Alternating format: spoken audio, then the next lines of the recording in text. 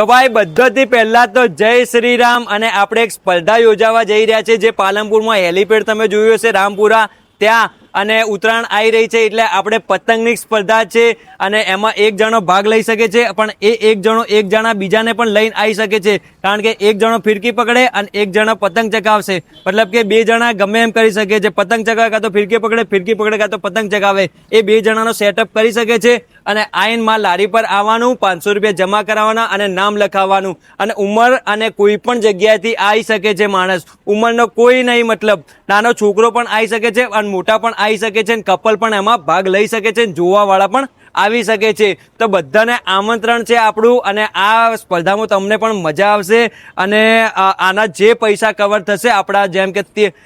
30 જણા આપણે યોજાવાના છે અને બધું સેટઅપ છે આપણા જોડે, અને જે પૈસા જમા થશે એવી રીતે 1, 2, 3 નંબર આપણે રાખેલા છે, એ બધામાં પૈસા આપણે વેચી દેવાના છે। અને